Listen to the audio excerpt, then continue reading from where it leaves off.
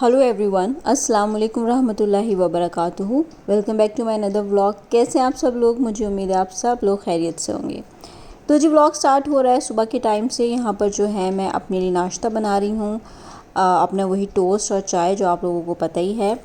आज का व्लॉग बहुत ज़्यादा लंबा नहीं होगा, छोटा ही व्लॉग है। बस दिल चाह रहा था कि आप लोगों से थोड़ी सी बात की जाए, अपनी दिल की बात की जाए, अपना दिल हल्का किया जाए। जैसे कि मैंने आप लोगों को बताया कि अब आप लोग भी जो है मेरी फैमिली बन चुके हैं। मैं आप लोगों के साथ बहुत सी चीज़ें अब शेयर करने में कंफर्टेबल हुई हूँ। बस लाइफ में जो है ना, अब ये चीज़ें चलती रहेंगी। मुझे लगता है ज़िंदगी के साथ है, कभी मूड अच्छा है, कभी मूड ख़राब है। तो काफ़ी दिनों से मेरा मूड जो है वो अपसेट था और इसी वजह से मैंने सोचा चलो क्यों ना बाहर भी निकला जाए। और यहाँ पे जो है ना मैं मेहंदी भी लगवा रही हूँ। मेरी पुरानी हाउस हेल्प जो है वो किसी को लेकर आई थी कि आप मेहंदी एक बार ट्रायल के लिए लगवा लें, चेक करने के लिए कैसी लगाती हैं। तो बस मैं यहाँ लगवा रही हूँ मेहंदी, थोड़ा सा अपना मूड भी फ्रेश करने के लिए। मुझे मेहंदी लगवाना बहुत ज़्यादा पसंद है और इनका मुझे ये भी देखना था कि किस तरह से लगाती हैं। तो फ़िलहाल तो मैं ये कर रही हूँ और जो भी चीज़ें मतलब मुझे लगता है कि मैं अपने मूड को अच्छा करने के लिए कर सकती हूँ ना, तो मैं वो ट्राई करती रहती हूँ। थोड़ा बाहर निकल गई मार्केट में।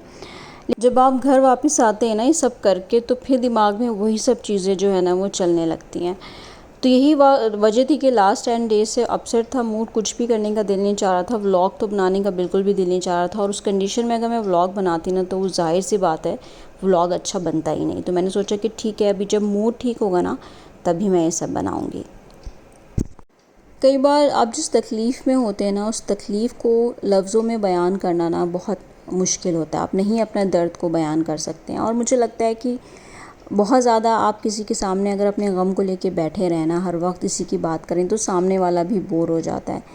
कि दुनिया इस तरह की है कि इनको रोते हुए चेहरे बिल्कुल पसंद नहीं है, इनको मुस्कुराता हुआ चेहरा पसंद होता है। तो बेहतर है आप इंसानों से बहुत ज़्यादा अपना गम इतना वो ना करें। मैं इस प्लेटफॉर्म पे बहुत डिटेल में इस टॉपिक पे बात नहीं करती हूँ, बट कई बार ये होता है कि हाँ, लगता है कि अभी मूड ठीक नहीं है। और जिस तरह के कमेंट्स मुझे अपने व्लॉग्स में मिले उस टाइम पे जब मैंने इस टॉपिक पे बात की, तो यकीन मानिए इतनी खुशी हुई। जो लोग मुझे जानते भी नहीं थे, जो व्लॉग मेरा फ़र्स्ट टाइम देख रहे थे, उन लोगों ने भी कमेंट किया ना, तो लगा कि हाँ, दुनिया में कुछ लोग हैं जो आपके दर्द को समझते हैं।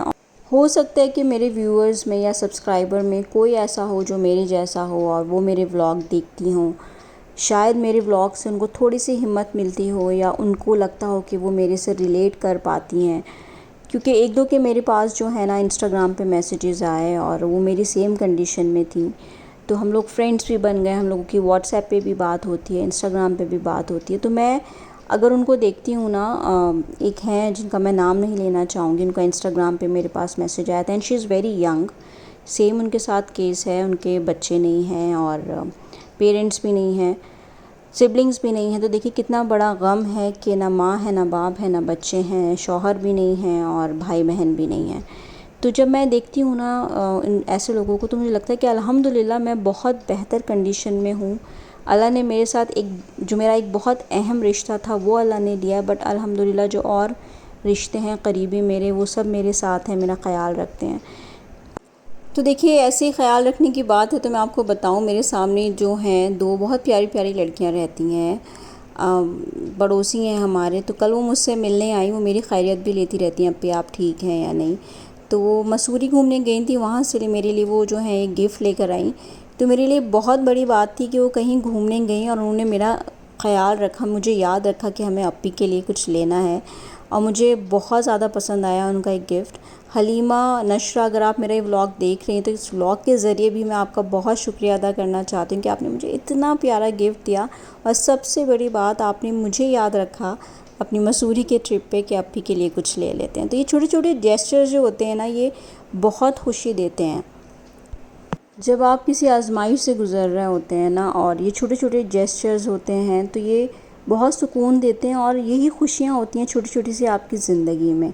और यही दूसरी तरफ अगर हम बात करें, आपसे अगर कोई थोड़ा सा भी ऊंची आवाज़ में बात कर ले या कोई आपको लगे आपके साथ किसी ने गलत बात कही है, कुछ करी है, तो आपका दिल भी उतना ज़्यादा ही दुखता है जब आप ऐसी कंडीशन में होते हैं, क्योंकि आप बहुत सेंसिटिव बन जाते हैं। बस आप लोगों से मैं यही गुजारिश करना चाहूँगी, मैं जानती हूँ आप लोग मुझे बहुत ज़्यादा प्यार करते हैं, कि आप लोग बस मुझे और मेरे बेटे को अपनी दुआओं में याद रखें। हम लोगों को आपकी दुआओं की बहुत ज़्यादा ज़रूरत है।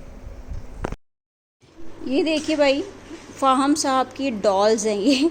जैसे लड़कियां डॉल के साथ खेलती हैं ना, तो फ़ाहम जो भैया इनके साथ बहुत ज़्यादा खेलते हैं। इनका कैप्टन अमेरिका, थैनोस और स्पाइडरमैन, बस इनको यही चाहिए हर टाइम।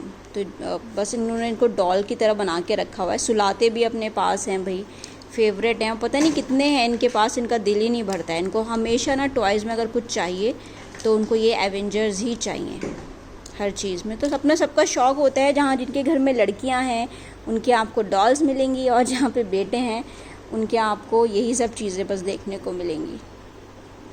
तो जी ये था आज का छोटा सा व्लॉग और मेरे दिल की बात आप सब के साथ। इंशाल्लाह बहुत जल्दी आपसे मुलाकात होगी नेक्स्ट व्लॉग में। तब तक अपना बहुत ज़्यादा ख्याल रखें और मुझको अपनी दुआओं में याद रखें। अल्लाह हाफ़िज़।